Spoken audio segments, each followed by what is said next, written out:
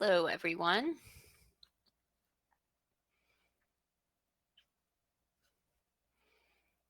Happy afternoon or morning, depending on where you're tuning in from.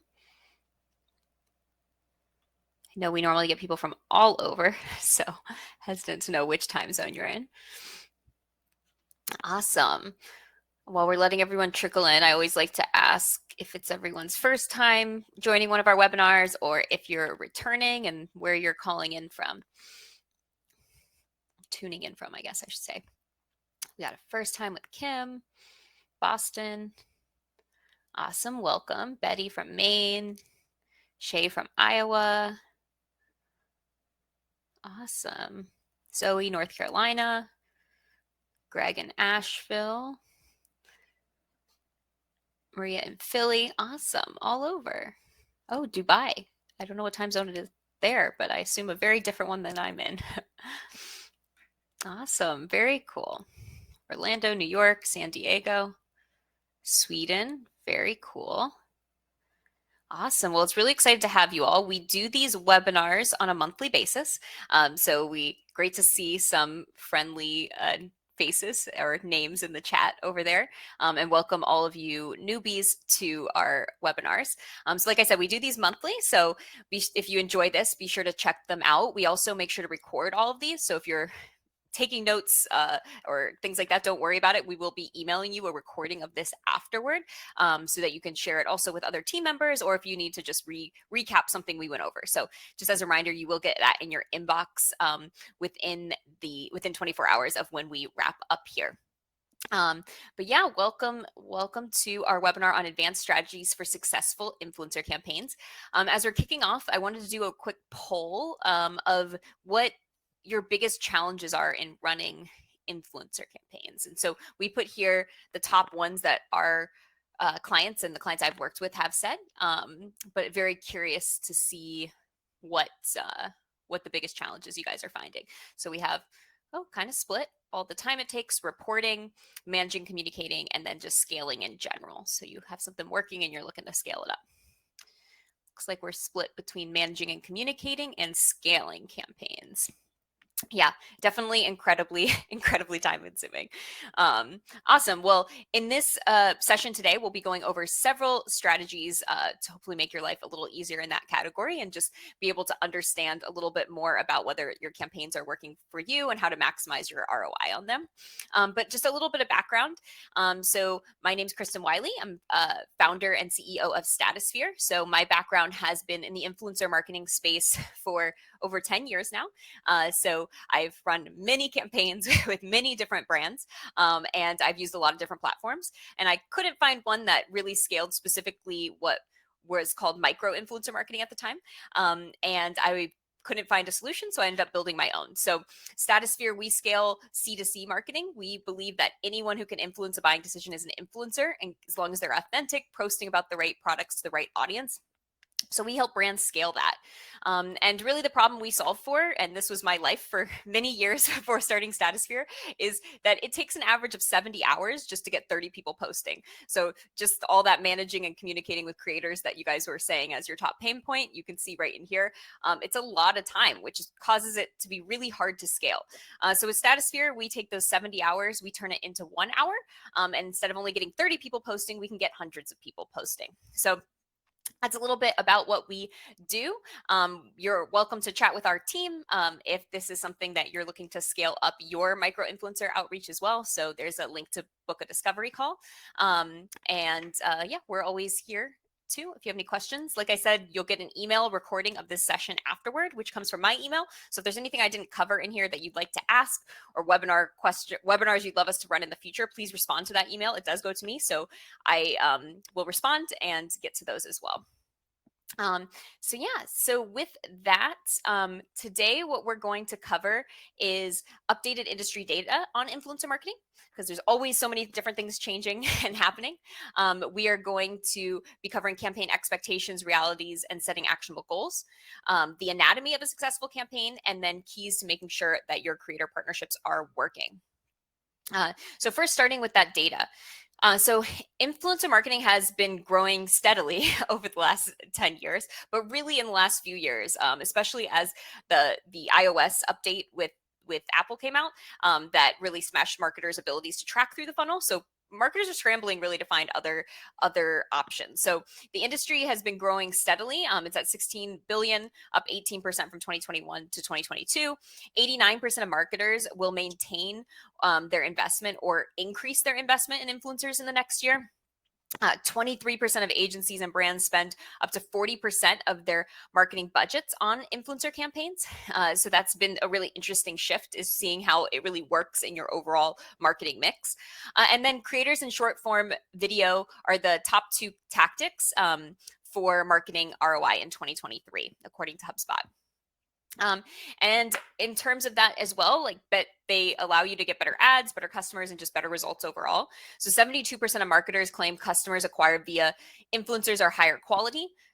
Also, creator ads on TikTok earn 142% more engagement than any other type of ads. So brand produced ads versus creator ads. So also being able to use that influencer content in ads is a really great way to maximize your ROI. And then brands increased their ad spend on TikTok by 11% in 2023. I wanted to call this out in here because there's lots of talks about the TikTok ban. And obviously, I feel like we can't talk about influencer marketing without talking about TikTok, since influencer marketing is so prevalent on there. But despite the talks of the ban, there's still an increased marketers spending budget on that category. So just as you're thinking about your strategy, just keeping up to date on the TikTok ban is important.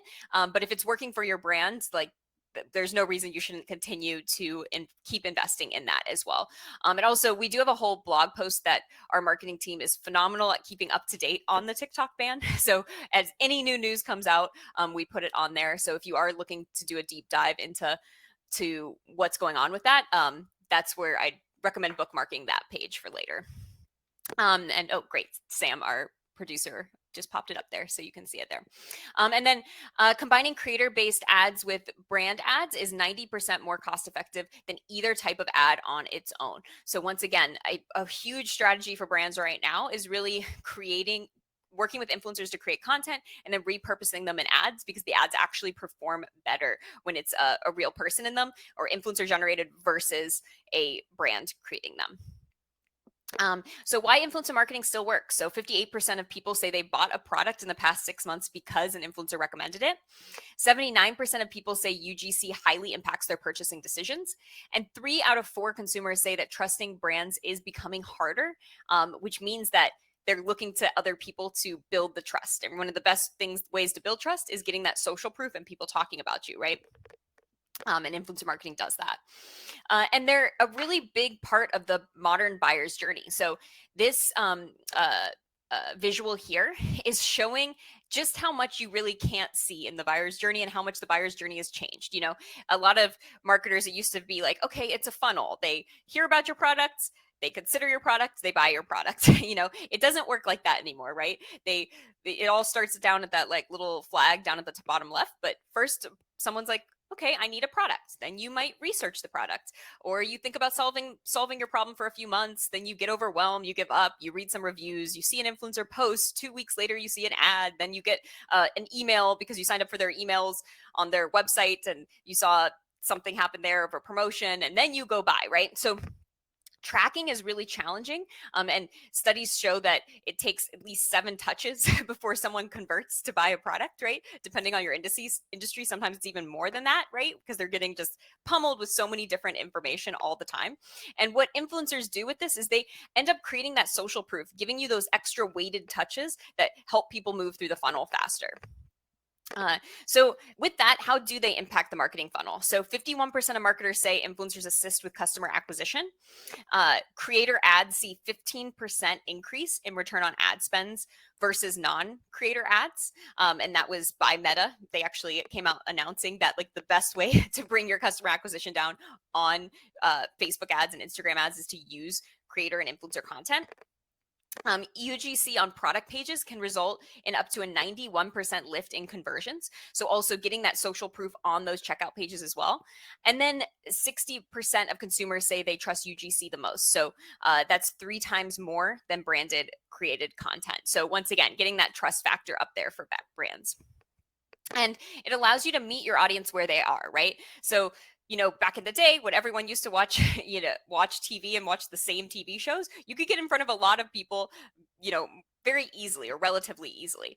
Now, people are spending so much time on platforms like TikTok and Instagram. It's really like the new TV. I think the average session on TikTok is like 40 minutes, 50 minutes, right? So think about that. That's really replacing the old school ways of the way people used to discover products. So brands are really reprioritizing or are prioritizing short form video formats like TikTok and Instagram Reels. When asked how they'd most like to learn about a product, 73% of consumers say that they watch a short video. So if your brand is not creating short videos or having creators create short videos, you're definitely missing out on the way that people want to discover new products. Also, consumers are spending 45 plus minutes a day on those social platforms, just like I said. And then now it's really even taking over search. So it used to be too that you could buy Google ads, and when people search for, the best face cream, that you could like rank for those things. Well, now 40% of young people are actually searching on Instagram and TikTok over Google. So how do you rank on those platforms? You have to work with creators and influencers. Like if you're not working with them, you're not going to get ranking on those platforms, because those platforms only care about organic, authentic content that meets the same targeting as the person who's searching. So it's very custom, and that's the best way that you can rank for it. So more brands are really getting into that social SEO strategy as well. Trends signal that influencer marketing is here to stay. Obviously, consumers of all ages are relying on social media to purchase decisions. Brands need to be human in the era of AI. So we've all heard the buzz, and I feel like every week there's a new article about that. But at the end of the day, authenticity is the number one factor for shoppers learning about a brand on social media.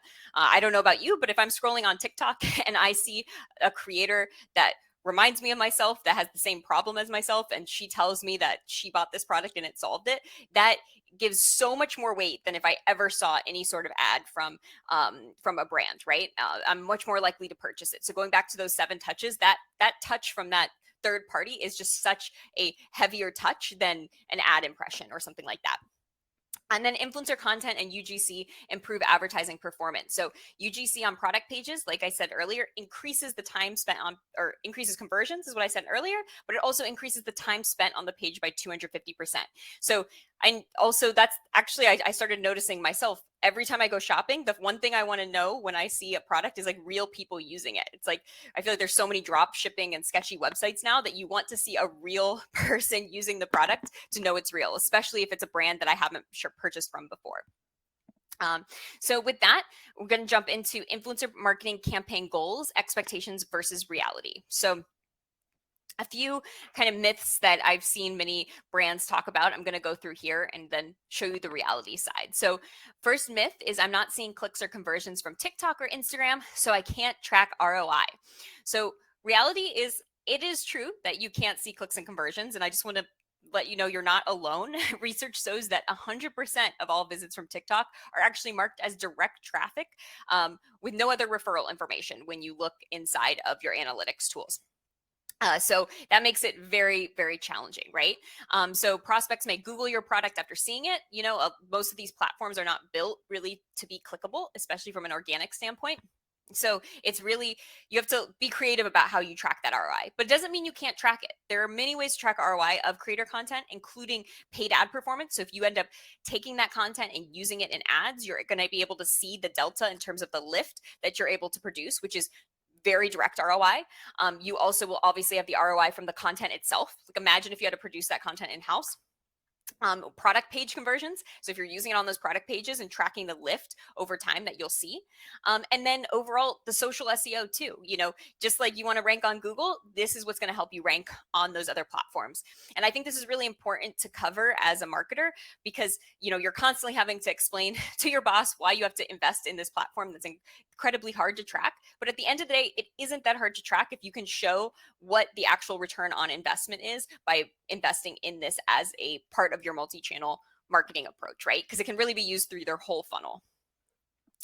Another myth is we don't have a product launch coming up, so we don't need to run a campaign right now.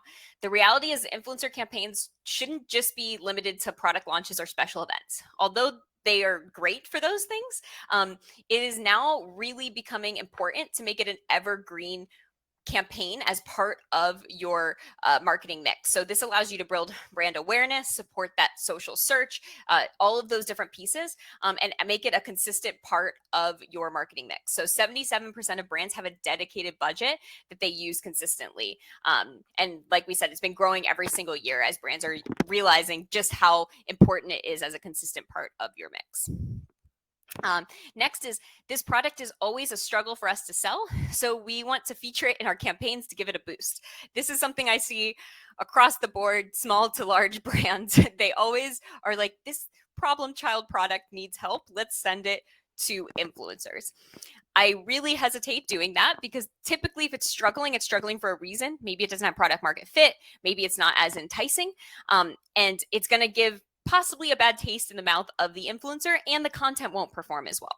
So I highly recommend instead picking products that are your hero products that you know are great. Also, this will help you with your brand awareness and your marketing funnel because most brands have a hero product, which is a product that really hooks people into your brand, right? So if you have creators all posting about that hero product, then you're attracting people at that top of the funnel, and then you can eventually hook them in with other products as well. So I know product launches are separate from that if you want to get content creation and maybe some content for ads, but at the end of the day, if a product is already struggling to sell, I wouldn't recommend it, putting it as part of your campaign. Next myth is to achieve my goals, I have to art direct all of the creator content we request. So this is a big shift, I think, that's happened over the last 10 years. And I think that the reason it's shifted so much is that platforms have really transitioned to being discovery focused versus follower focused. So if you think many years ago when creators used to post, like for example, back in their Facebook pages, only the people who had the most likes got the most exposure from their Facebook page, right? And then you had Instagram. Only your followers, like if you had 10,000 followers and you posted something, maybe 5,000 of them who happened to be on it saw it. Well, now it's discovery focused. Most of the actual views you're getting aren't even from your followers anymore, especially when you think about platforms like TikTok and Reels, right? So with this shift, it's just much more important to look for authenticity and have more hooks in the water and be able to scale up and get lots of people posting versus just a few people with a big following. And when you're doing that, with scalability, the trade-off that comes with it is that you can't art direct every piece. But also the beauty of that is that you get tons of creative content from all different minds coming up with different things as well. So you really have to change your strategy based on this new switch from more of a discovery focused versus that follower focused approach. So we really tell brands, cast that wide net, get a ton of creators posting, and then find those gems. You'll see those gems rise to the top, and you can learn from them. So next is setting goals and how influencers can help you reach them. So this is a survey here of the top influencer marketing campaign goals for brands. So you'll see here you have at the top one, 62% is generate more engagement, 60% is reach new audiences, 53% strengthen community on social, 42% drive revenue, and 41% promote brands' values. And then you have a couple with reduce content creation burden and change audience's perception of brand. So these are the top bubbles that were created, and you can see it's still kind of a split between those top two. But if we do pull out those top four here, I would just want to go over exactly like how influencers are helping with each of these pieces and how you can optimize it for it. So first, the benefits of brand awareness and social proof. There's a little bubble here that says, if we can't find your brand on social media, does it even exist? I think that is becoming more and more true, right? The first thing I do, and I know especially Gen Z does, is search for people on TikTok, and they're not just searching for the brand. When I say if you're on social media, having an account isn't enough. You have to have people posting about you, right? So the first thing I do is go to a brand and look at their tagged photos. And if they have no tagged photos, I'm like, ooh, I don't want to purchase from this brand, or not very many tagged photos, right? So that social proof is huge. So that's why I think that the brand awareness is the number one goal of brands in general, is just because, like, you know, it's the top of the funnel and you're pulling people through. The average influencer engagement rate on Instagram is 1.75 times that of brands. So once again, you can put energy into posting on your account, but creators have a higher engagement rate, which makes sense because you know, they're a person versus a brand. So that's a really great way to leverage that for brand awareness and social proof. 82% of people performing a search will click on a brand they know first. So this, I think, is very important to think about if you're an upcoming brand versus an established brand, right? Because that brand equity you have, it really means something. So if you're just starting out, like, you really have to work a lot harder to get those clicks than a more well-established brand. So if I'm searching for something and I do recognize it, I know I do the same thing. I'm going to click on the brand I know first, right?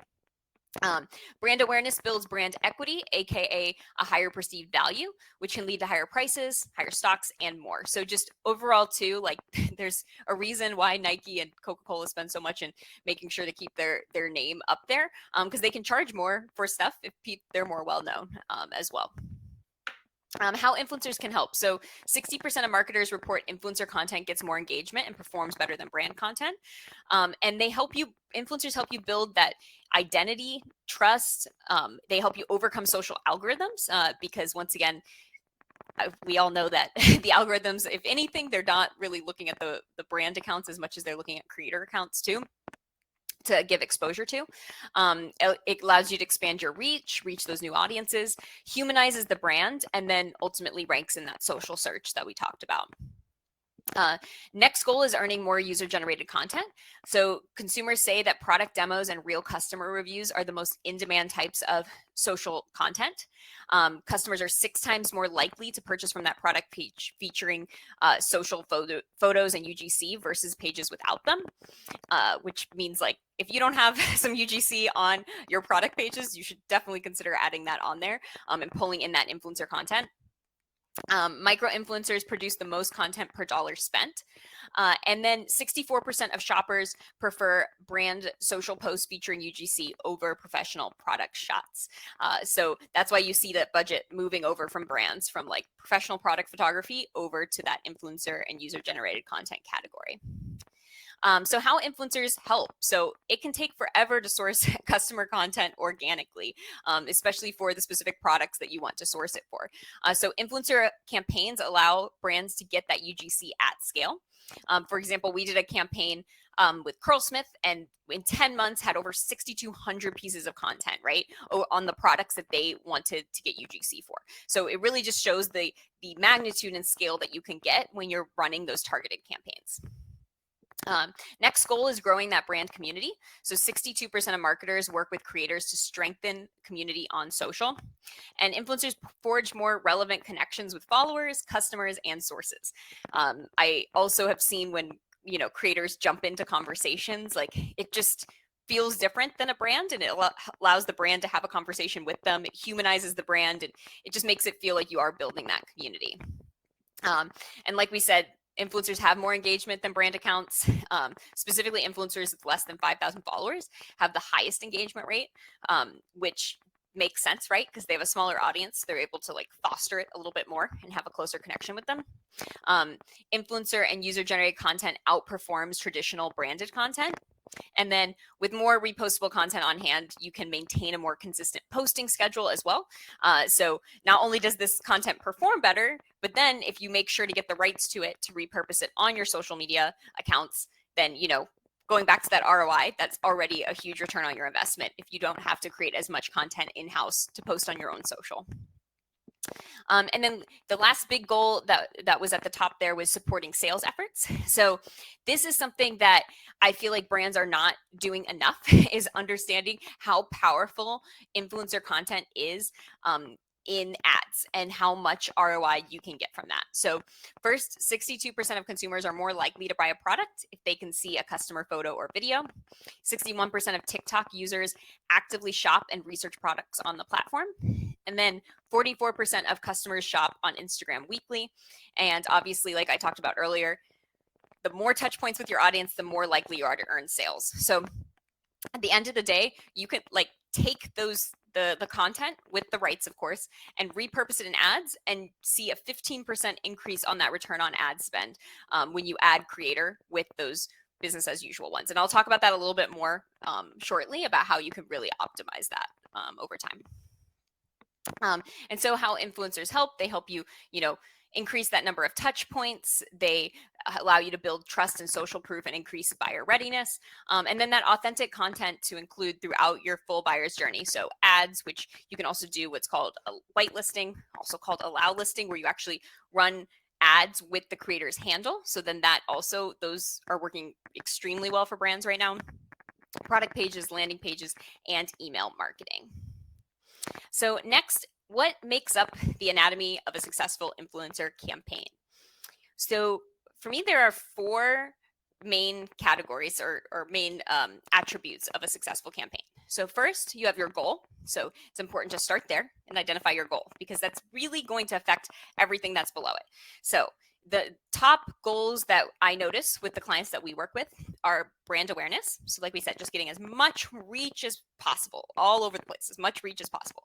Social proof and social SEO. So really hoping that when they type in, your keyword on TikTok, that you're coming up first, so that, like we said, 44% of people are using TikTok to shop. So when people search something like best, shampoo, you come up.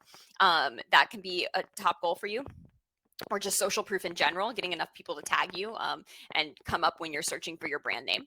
And then 3 is repurposable content. So being able to repurpose the content in your repost on your Instagram, repost on your TikTok, or reuse it in your newsletters, or like maybe that, or put it in ads. Those are all could be a goal as well. And the reason I like to break these out is because all 3 of these or main buckets will make it so that you have slightly different targeting and messaging that you should be going after. So next is, once you identify your top goal, then you should outline your creator, what your ideal creator looks like, and then write clear key messaging. So some people call this the brief, but I like to talk about it, the brief and also the product that you're sending them that they're featuring, kind of pushed together as one piece. So that product and messaging.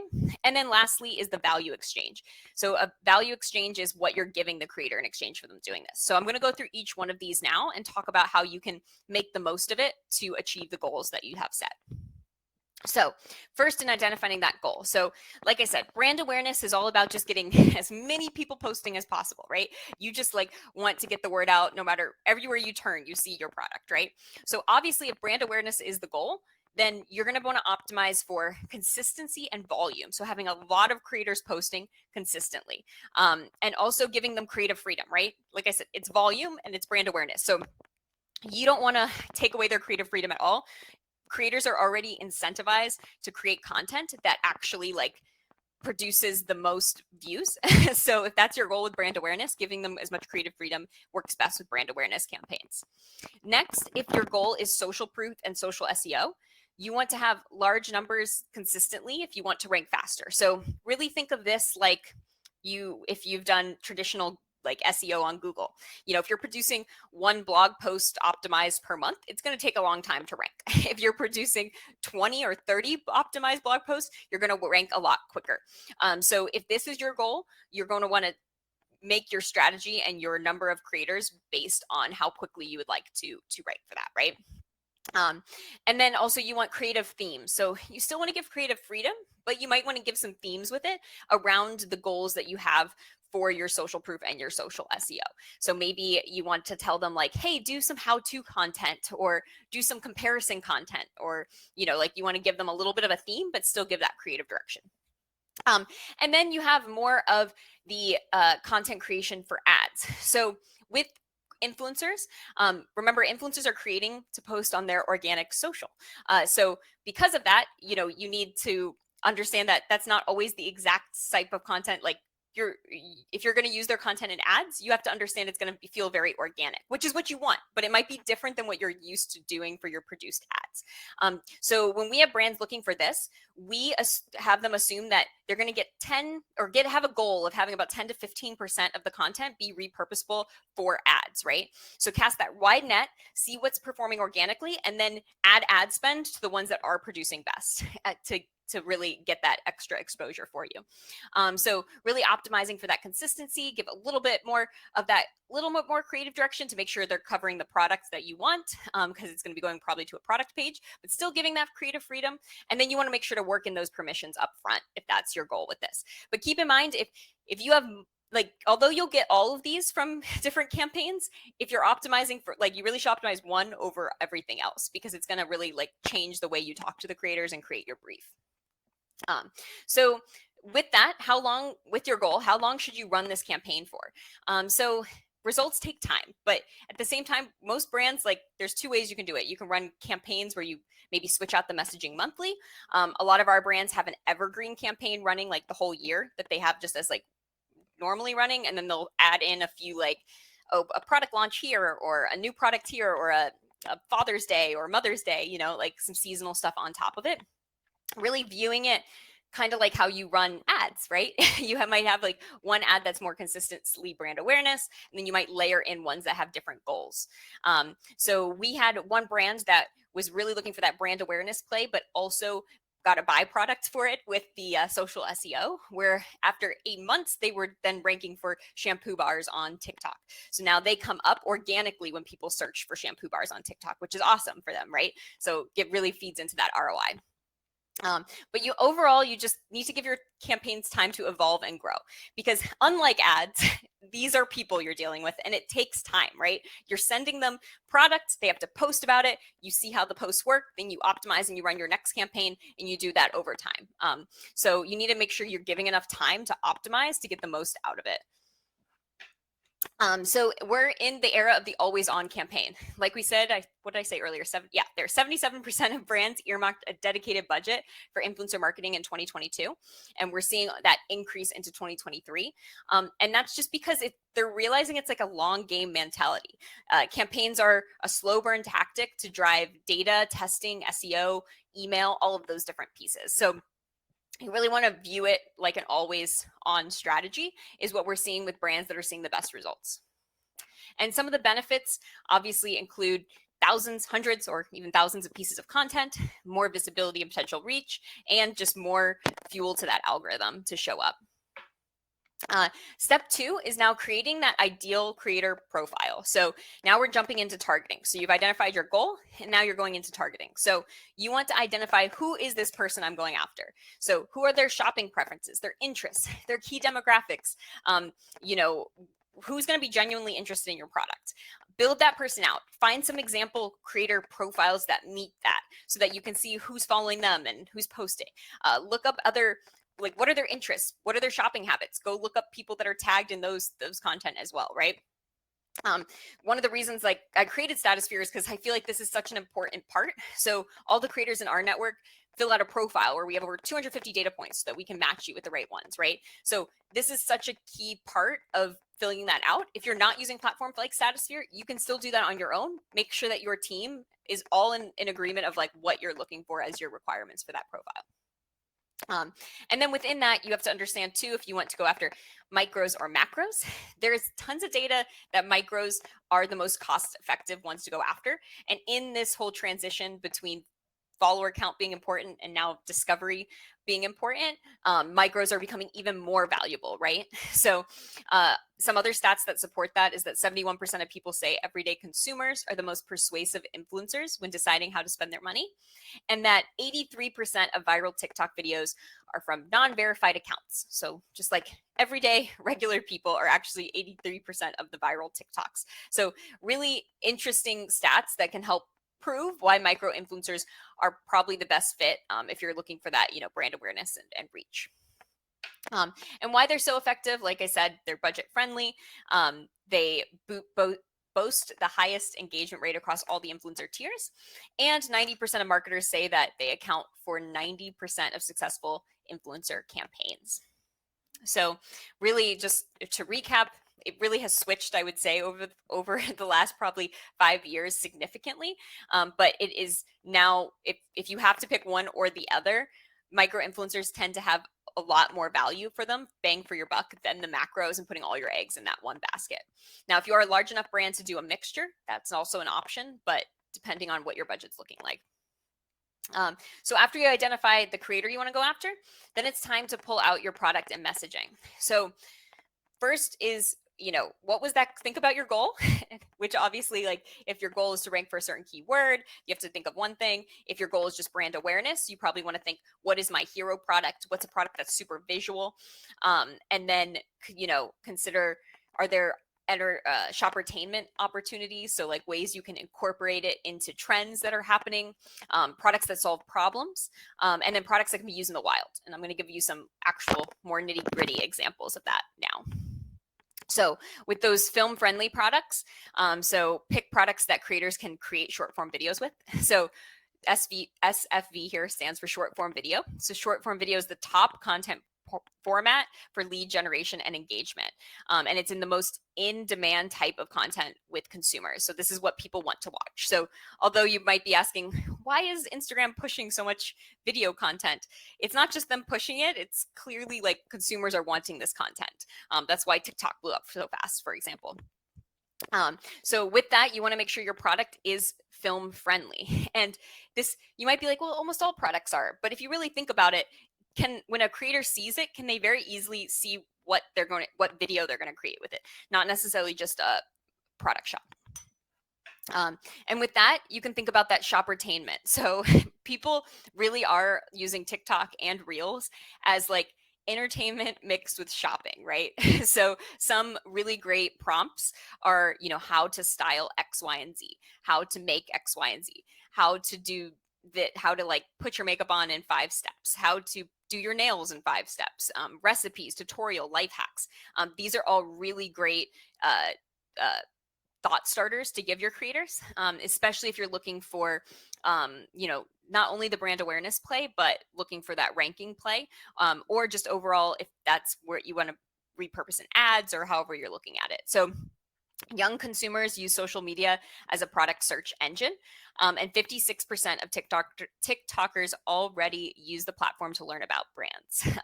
And I don't know about you guys, but I search TikTok all the time for products now. And honestly, I like it so much better than Google because it's just a bunch of short form videos that I can just click through and watch like 4 different people talk about 4 different products and just make my decision much easier that way. So really think about your end like consumer that you want to reach and what their experience is and where they are and what content they're looking for.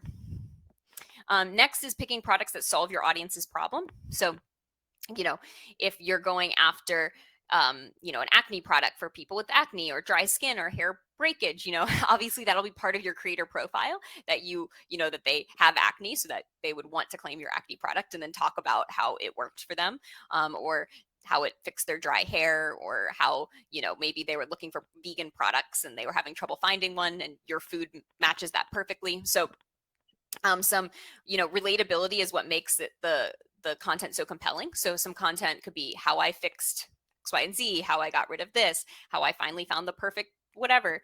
Those are all ways that you can use your products in that way. And then finally, products that can be used in the wild. And by in the wild, it's more in like day in the life content. So that's super popular among creators right now. And figuring out how, obviously your product somehow fits into their lifestyle, but prompting them to that. So maybe it's a get ready with me post, a routine post. What do I eat in a day? Try on haul, like those type where it's not necessarily the whole video is about the product. It's more part of someone's day overall, which makes it very relatable. And that leads to a stat here that I wanted to highlight, which is buyers want to see real content. People prefer real customer demos and less produced videos over polished brand content overall. So that's definitely a main theme here.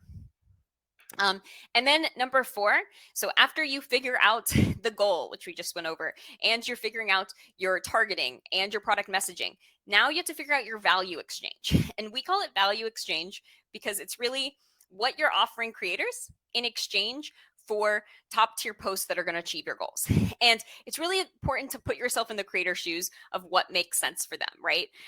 So at the end of the day, if you have a very high ask, you're going to have to pay more for that. If you have a very small ask, the value can be less than that, right? So this is something that we talk about with our brands all the time, is that you want to find the sweet spot to attract the right creators that are going to be excited to do a good job for your product, right?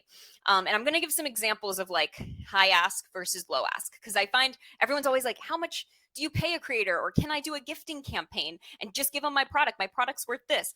At the end of the day, there's no right answer. It's all based on what are you asking from the creator, and that's what's going to determine what you can offer them. So for example, if you're asking them to go all the way to a store and film in-store content, that's going to be a lot more cumbersome. So you're going to need to entice that creator more in some way to get them to do that, versus like take a product photo of yourself holding the product. That's a small ask. So in terms of how you're budgeting for these creator posts, really think about how much are you asking for the creator. Recipe content, they have to go buy all the other recipe pieces. So you need to make sure you're compensating them to be able to do that, versus maybe just show me how you add this milk to your coffee in the morning. Then that's going to be different than like creating a whole recipe with it, right? Also, we work with pet food brands, and like pet treats, really easy. Oh, I'll give my dog a treat. But if you're asking them to change their dog's diet for a couple weeks, that's going to be a bigger ask. So expect that you're going to have to pay more to be able to do that. And when I say pay more, it could be in the form of more products that you're offering them. It could be an actual compensation in money. It could be a bunch of different ways. But overall, you need to make sure it's fair. And it's going to become very obvious for you if you're not offering a fair value exchange, because the creators will not work with you. So if you're like, dang, I just can't get creators to post about my product, think about what you're asking them to do and make sure that that is comparable. And a lot of creators are really open to having that conversation as well, of like, hey, but like what does make sense for you, or am I asking too much, or things like that. So this is just something important to think about when you're working with creators. And I don't think it's talked about enough how, some brands are like, I want them to post 6 times and go do this, but I'm just going to send them one tiny product. Like that's not going to work, right? But you could gift your product if it was just a small ask where you wanted to do that. So really, as you're budgeting and thinking about what makes sense for your goals, and you need to think about whether it's a big ask or a small ask to get the right value exchange for the creator. And then lastly, what should your budget be? So thinking about all of that, what are other brands spending? So this was a survey done recently, as of February 2023, that shows more than half of brands spend more than 20% on their marketing budget on influencer marketing. So you can see here that actually 23% spend over 40%, but it's looking like more than half spend 20%. So if you're looking at, hey, how should I start working this in? How much should I be budgeting for this? Just know that more than half of brands are spending over 20% of their marketing budget. So that could be a good place for you to start and then scale over time.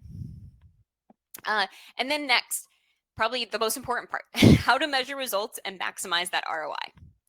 So we talked about what the components were of a top performing campaign. Now it's important to think about how do you optimize those over time. And the reason I like breaking them out into those 4 buckets is because that's how you optimize, right? So I feel like so often brands will just do a campaign and not really like do a retro and look back and say, wait, was that targeting right? Was that product or messaging right? Was that value exchange right? And really looking at it in these buckets will allow you to realize what you might need to change to hit your goals better, right? So obviously from a measurement perspective, the way that you can measure if it's happening, because we all know measuring can be a little challenging from a traffic perspective because of what I said earlier about how you can't actually measure clicks. You need to look at things holistically. So looking overall at your increased direct traffic. Did that go up when you ran influencer campaigns? Did, reach impressions? Like, what is that looking like on your social accounts and just overall for the campaign? Mentions, broad sentiment analysis, click-through rates, like with your ads, are your click-through rates increasing? Is your customer acquisition cost going down?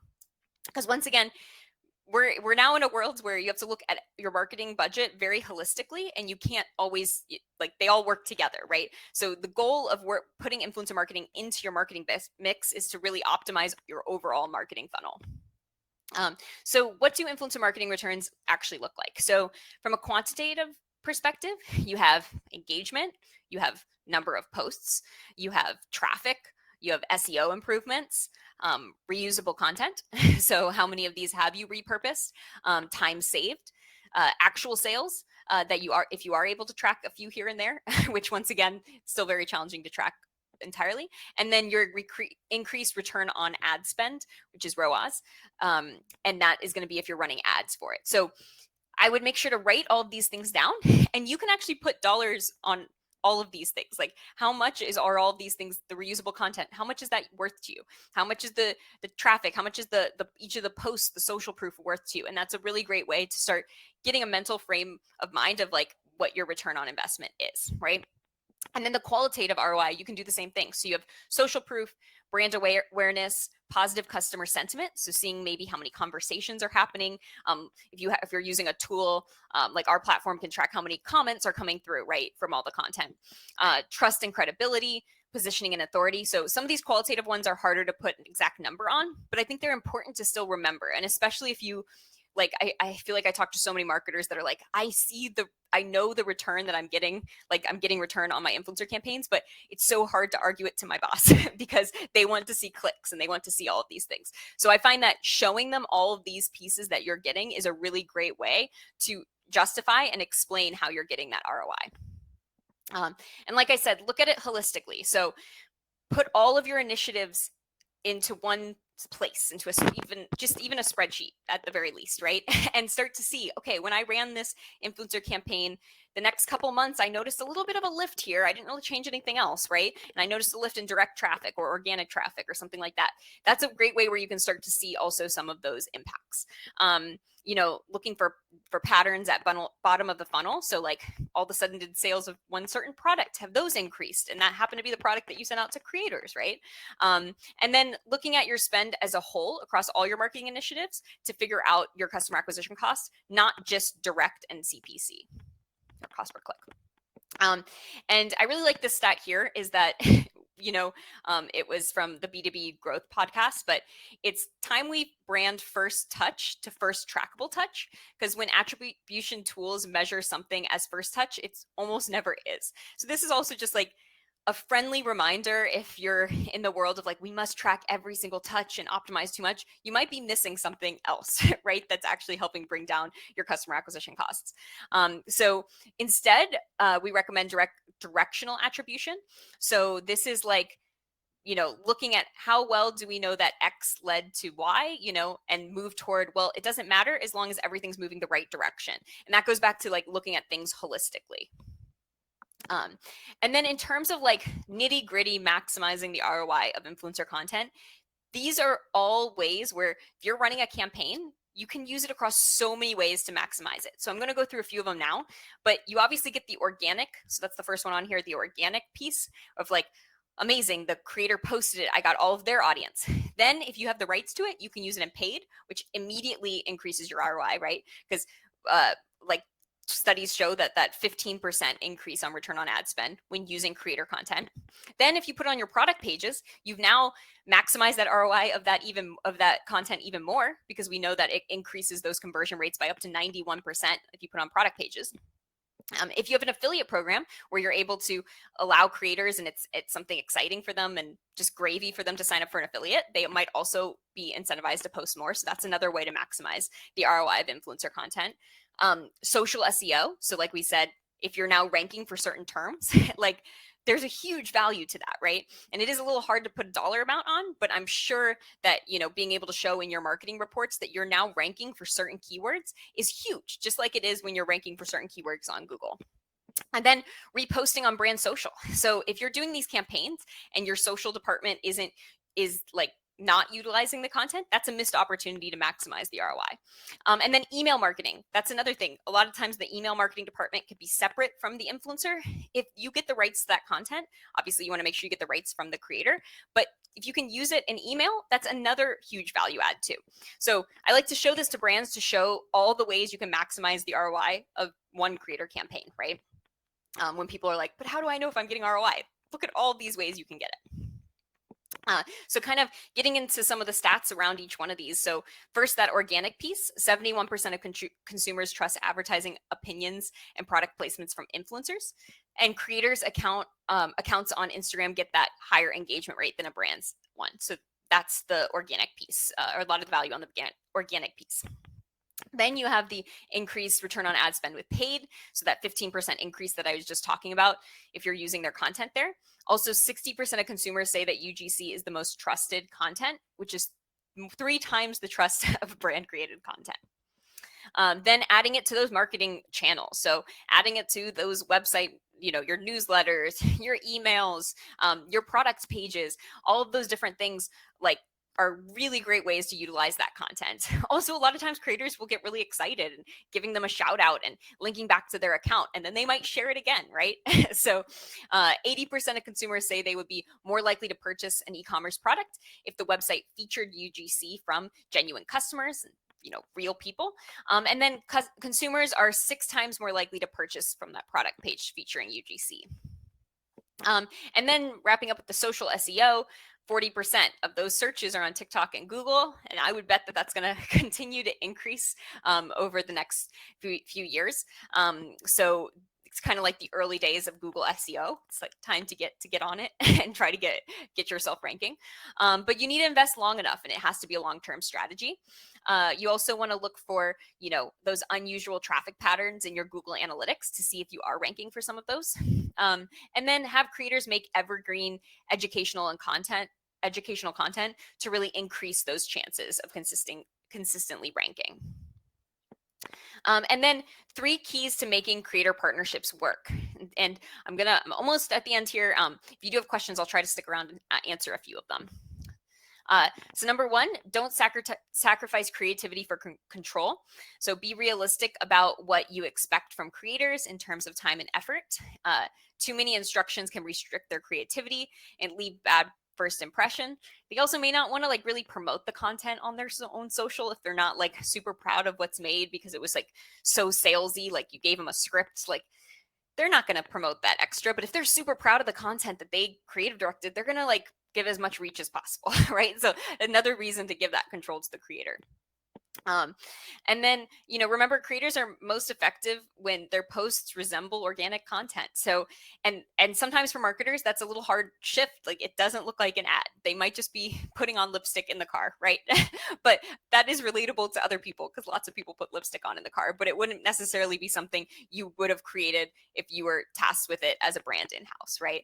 So, being flexible and testing some of that UGC in different methods to see how it works.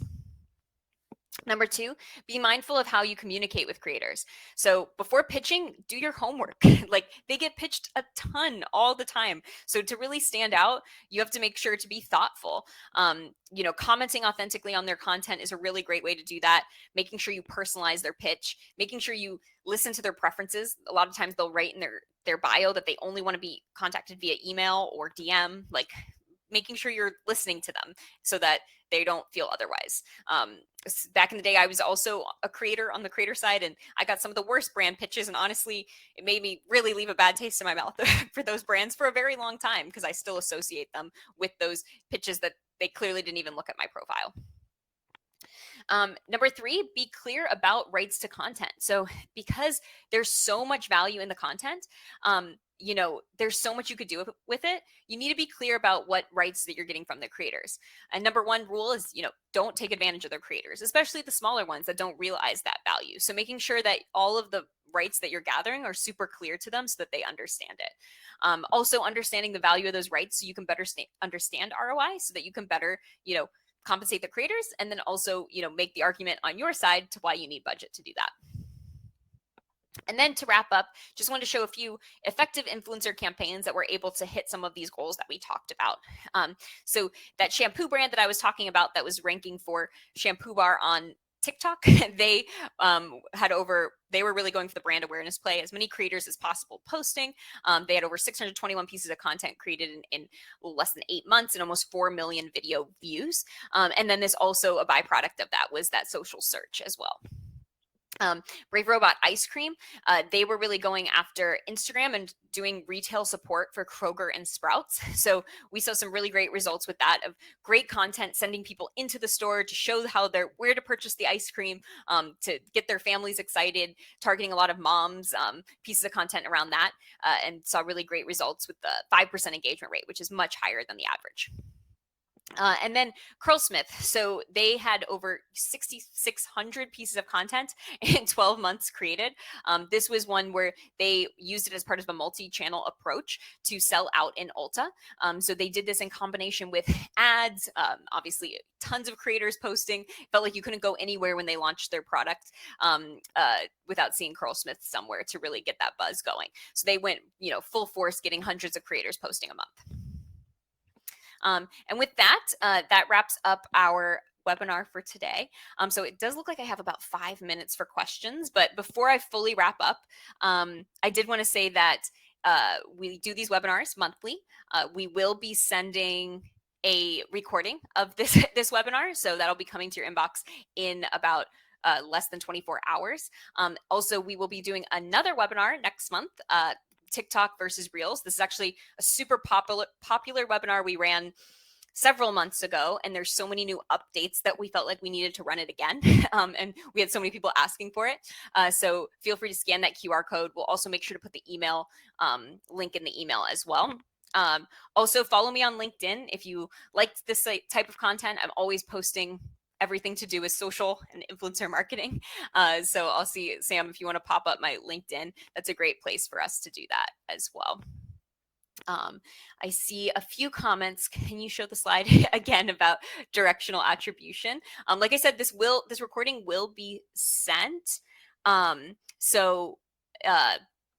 hopefully that you can go back and help. I don't want to switch it for now in case people are signing up for the webinar next month. But Heather, make sure to email us or email me on that on the recording link when it's sent out, and we'll make sure to get you that slide of exactly what you want to see. Awesome. Thank you, Raymond. That's very nice of you. In terms of Bailey, how many influencers do you recommend using for an always on campaign?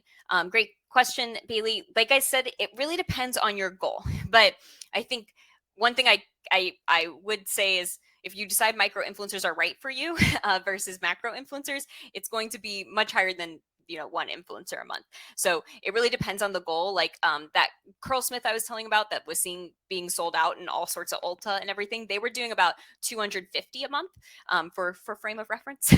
But then we also have had some campaigns where they're looking for, like I said, that 10 to 20% of repurposable content. So if you work backwards from that number, so if your goal is like, I just want 5 pieces of reusable content per month that I could post on my social, I'd probably recommend doing about 20 to 25 influencers a month, for example. So, that's where I would back it into whatever goal you're looking for. So if it's selling out at Ulta, you're looking at 250, 500 creators a month. If it's just looking for repurposable content and you're only looking for like 5 pieces, I would say like 20 to 25 a month. So that's like a huge span depending on what your goals are. But it really is going to be specific to the brand. Cool. What channel have you found influencers to, on average, have the highest engagement and conversion rates? So, thanks for the question, Kevin. Yeah, Kevin. This is really going to depend also on the brand. So I've seen really successful campaigns across the board on all sorts of different platforms. I think the crux of it is your audience on that platform? So really thinking about who are you trying to reach and where are they? Obviously, TikTok has some phenomenal communities on there of really niche communities. Like there's a book talk. It's called Book Talk, which is like it's a huge community of people that just talk about all the books that they love. So if you get into that, I could see a very high conversion rate probably for books that are in Book Talk. But then maybe if it's, some sort of beauty product, it might be Instagram Reels, and there's reason for that. So it's really going to depend on your product and who you're trying to reach to figure out which one has the highest conversion rate. From an ads perspective, I've heard that TikTok is really great for reach, but that trackability is low. So it's really, you have to track it elsewhere as well. So TikTok doesn't have as robust targeting options for ads, but I've also heard people still getting good results with it as well. Let me see. Someone asked, can you give other examples of what you mean by creative themes when organizing your campaign goal? Yeah, so with creative themes, this is more if your goal is to rank, for example, in social SEO, you want to make sure that to focus on more like evergreen content. So the concept is maybe instead of doing Valentine's Day recipes, which, once Valentine's Day passes, you won't get to really get the benefits of that content till a whole year later. You instead ask for evergreen content. So that would be like, do a fun, or instead of Valentine's Day, you would say do a recipe of like your favorite morning coffee routine or something like that. And think about the keywords that you want them to rank for, and give more like letting the creator have creative direction, but say like, hey, we'd love to show you how you incorporate our product into your morning routine, for example. So that could be something to look into. Also, giving example creator content that you love to other creators is a really great way to give them inspo, too. So are services ever sold on TikTok? I have seen services sold on TikTok. Yes, TikTok has. I feel like I've seen everything on there. Although they are very strict about certain categories. Specifically, you can't do CBD products or alcohol on TikTok. They have some really strict policies around that. But I have seen services and products on TikTok. So awesome. Well, if I didn't get to your question, like I said, feel free to respond to the email with the wrap up. If you'd like to talk to our team about getting a demo of our platform because you want to scale your influencer marketing, feel free to book a discovery call. Our platform is really great for brands who are, that this is a channel that is great for you and you're just looking to scale it. That's when we come in. So we can help you do that. But awesome. I'm so glad that all of you joined today. Look forward to seeing you next month. Yeah, this will be sent out in an email. Have a great rest of your day, everybody.